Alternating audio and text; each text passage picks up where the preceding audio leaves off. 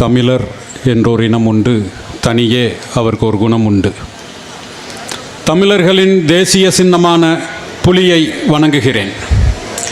எங்கள் தலைமை கீதாரி அண்ணன் செந்தமிழன் சீமான் உள்ளிட்ட அனைத்து எங்கள் தாய் தமிழ் உறவுகளுக்கும் என்னுடைய வணக்கம். முல்லை நிலம் இருந்தது, வனத்துறை இல்லை. வனத்துறை வந்தது, முல்லை நிலம் இல்லை. முடிஞ்சு போச்சு, முடிச்சு கட்டிட்டான், முடிஞ்சு போச்சு. அரசு ஒரு அரசினுடைய வேலை என்ன? நீ வெக்கமில்லாம என்ன சொல்ற? நான் கடலுக்குள்ள ஆராய்ச்சி பண்றேன், கடலுக்குள்ள புதிய கடல்வாழ் உயிரினங்கள் உருவாகி இருக்கு, அதை நாங்க இப்போ பதிவு செய்துட்டோம். காட்டுக்குள்ள நாங்க போய் கணக்கெடுப்பு நடத்துறோம், அரிய வகை பட்டாம்பூச்சிகள் உருவாயிருக்கு, நாங்க அதை பதிவு செஞ்சுட்டோம்.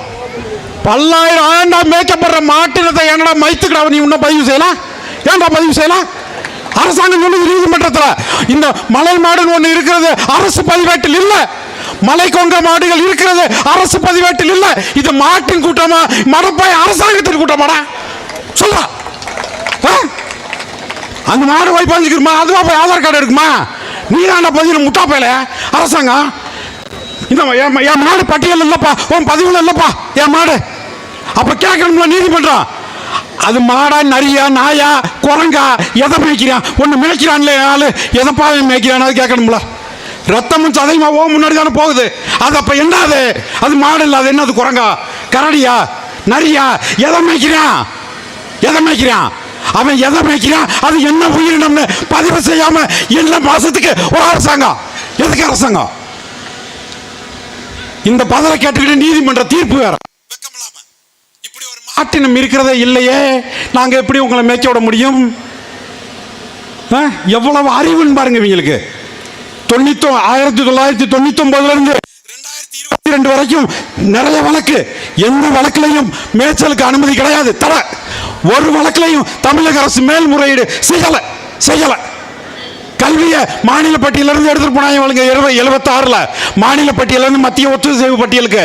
அதே நேரத்தில் கல்வியோடு சேர்ந்து நம் வன உரிமையும் மாநில பட்டியலிருந்து மத்திய பட்டியல் போயிடுச்சு.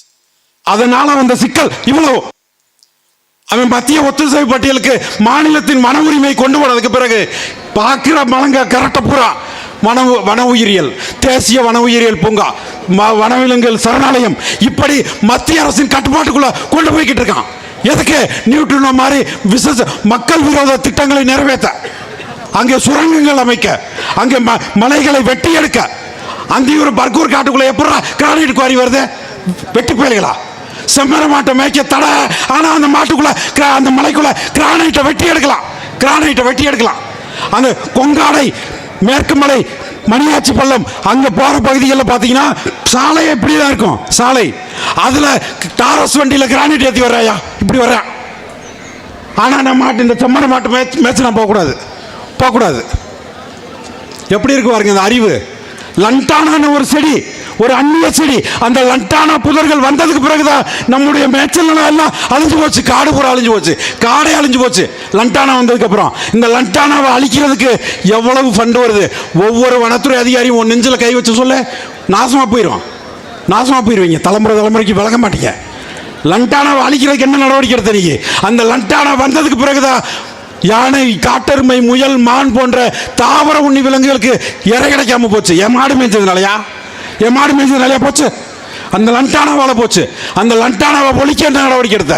வெக்கம் இல்லாம ஃபண்டு வாங்குற சர்வதேச நாடுகள்ல வனத்துறை எதுக்கு வாங்குற?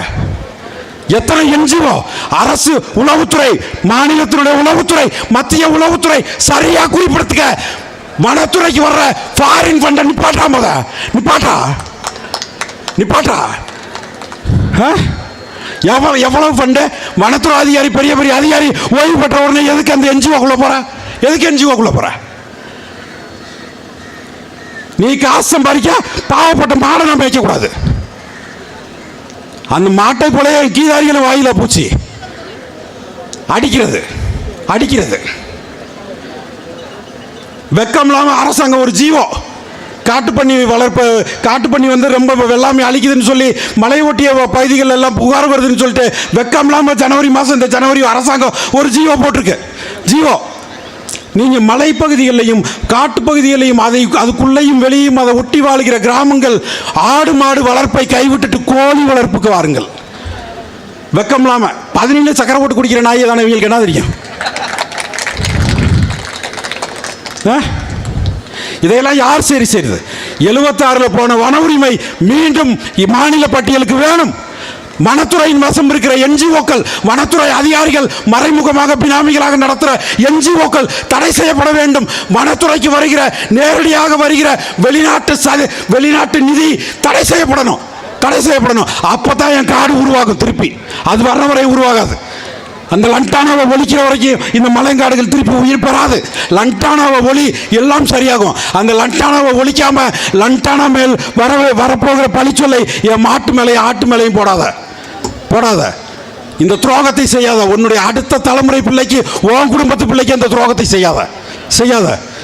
அதனால தயவு செய்து எங்களுடைய மக்கள் மாடு மேய்க்க போறப்ப யாரும் இடையூறு செய்யாதீங்க. அரசு அதிகாரிகளே, வனத்துறை அதிகாரிகளே, அவர்களை அனுமதியுங்கள். அப்பதான் காடு நல்லா இருக்கும். காட்டுக்குள்ள கர்நாடகாவிலிருந்து வந்து அந்தியூருக்குள்ள ஒருத்தர் மரவட்ட வந்த கும்பல் அவங்களுக்குள்ள சண்டை கொண்டு கொண்டு எரிச்சிட்டு போயிட்டான். பல மாசம் ஆச்சு.